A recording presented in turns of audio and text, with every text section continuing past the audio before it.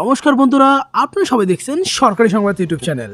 বন্ধুরা, যদি আপনাদের বাড়িতে একটি জব কার্ড থেকে থাকে তাহলে কিন্তু আপনাদের জন্য একটি বিরাট বড় সুখবর রয়েছে। হ্যাঁ বন্ধুরা, ব্যাংক অ্যাকাউন্টে কিন্তু এবার আপনারা সরাসরি 10,800 টাকা পেয়ে যাবেন।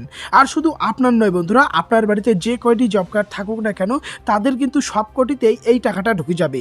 আর বন্ধুরা, শুধু জব কার্ড নয়, এর সাথে যদি আপনারা আবাস যোজনা ঘরের টাকাটা এখনো পর্যন্ত না পেয়ে থাকেন তাহলে কিন্তু সেটার টাকাও আপনাদের ব্যাংক অ্যাকাউন্টে ঢুকে যাবে।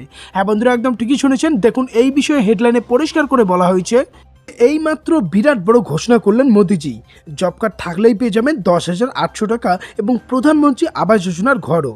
তো কিভাবে আবেদন করবেন, কি কি ডকুমেন্টস লাগবে, কারা কারা আবেদন করতে পারবেন, সব কিছু কিন্তু বিস্তারিত আপনাদের জানিয়ে দেবো। তো অবশ্যই কিন্তু বন্ধুরা ভিডিওটিকে শেষ পর্যন্ত দেখবেন। এরই সাথে যদি আপনারাও আপনাদের জব কার্ডের মারফতে এই টাকাটা সরাসরি আপনাদের ব্যাঙ্ক অ্যাকাউন্টে পেতে চান তাহলে কিন্তু অবশ্যই ভিডিওটিকে একটি লাইক করে দেবেন। এরই সঙ্গে লাল রঙের সাবস্ক্রাইব বাটনে ক্লিক করে পাশের বেল নোটিফিকেশনটা অল করে দেবেন।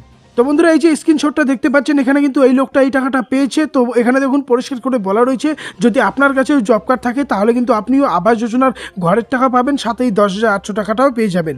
বন্ধুরা, এটার জন্য আপনার কি কি ডকুমেন্টস লাগবে প্রথমে সেটা দেখে নেই। এটার জন্য কিন্তু আপনার অবশ্যই জব কার্ড থাকতে হবে, আর 2023 সালের নতুন জব কার্ডের লিস্টে কিন্তু আপনার নামটা থাকতে হবে।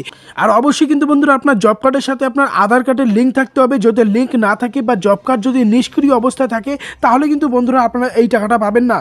আর এরই সাথে আপনার যে কোনো এক ক্যাটাগরির কিন্তু রেশন কার্ডটাও থাকতে হবে, তবে কিন্তু এই সুবিধাটা পাবেন।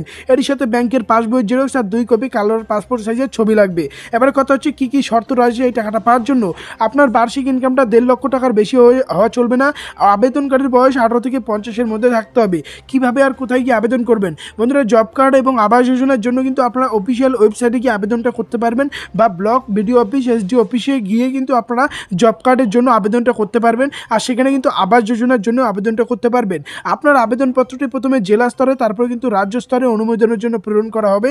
ফাইনাল অনুমোদিত হলে কিন্তু 10,800 টাকা আপনার ব্যাংক অ্যাকাউন্টে দেওয়া হবে। আর নতুন আবাস যোজনার লিস্টে আপনার নাম থাকলে কিন্তু 1,20,000 টাকার প্রথম কিস্তির টাকাটা আপনারা আগামী মাসের প্রথম সপ্তাহে পেয়ে যাবেন।